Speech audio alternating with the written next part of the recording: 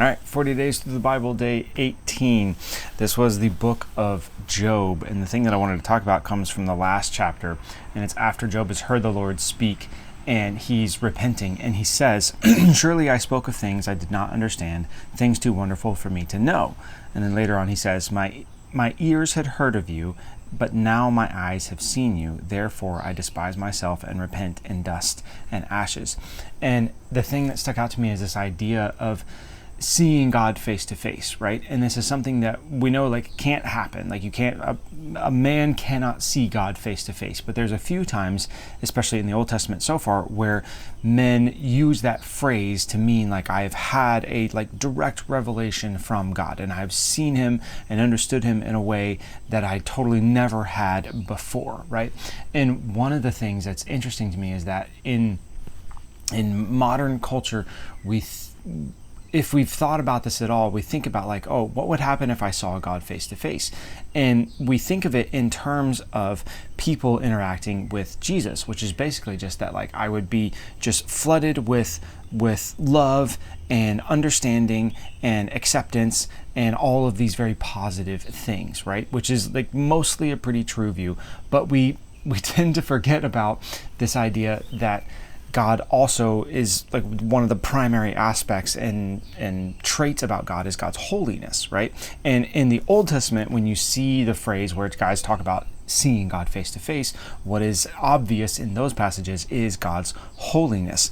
And the thing of that's so interesting to me is when you look at these are not reactions that we think about when we think about what would it be like to see God face to face. But so for Job, Job says, "Now my eyes have seen you." Another translation says, "I've seen you face to face."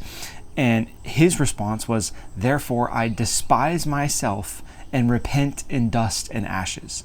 And the thing that's interesting to remember about this is that at the beginning of the book of Job, God himself says about Job that he's a blameless and upright man, and there's no one like him in the whole entire world. So if anybody has a reason, to be proud of himself and to and to think "Hey man, I'm doing pretty good. I'm doing all right," right? It would be Job. God himself is he's blameless. There's no one like him on the face of the earth right now. And yet Job's response to seeing God face to face is literally, "I despise myself and I repent in dust and ashes," because the holiness of God, when compared to the holiness of man, is so incomparable you can't even begin to get close. So no matter how holy I am, up to and including being the holiest guy in the whole entire world at the current moment, right? When I actually have a correct view and see my holiness compared to a God who is actually holy, my only response is to despise myself and to repent of my pride and all of these ugly things inside of me that are the furthest thing from being holy and perfect, like a holy and perfect God is.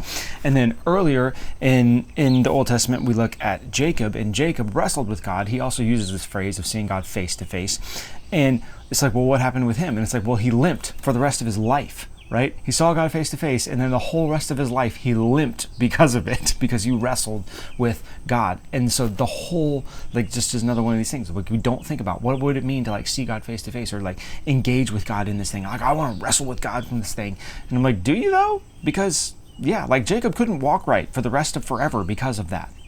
This is not all this wonderful, easy, wonderful thing that we think it is, And then the third example that I had was Moses, and when Moses would go into the tabernacle and he would meet with God, the presence of God would come down and Moses would go into the tabernacle and be surrounded by the glory of God. When he came out of the tabernacle, his face would be glowing, and it made the people so uncomfortable that he would have to wear a veil over his face because the people shunned him because they didn't want to be near the presence of God that had infused him was too powerful for the people, and they were too uncomfortable with it, and he literally had to shroud his face every time he had gone in and seen God face to face. And so just this idea of, we think that seeing God face to face is just going to be this wonderful, incredible thing that's only just makes me feel love for myself and makes other people accept me more, and builds me up and makes me stronger and whatever.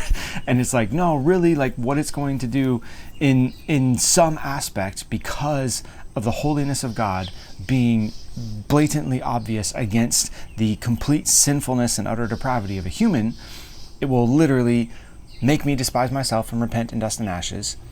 It will make me limp for the rest of forever because I'm not capable of carrying the weight of the glory and the goodness of God.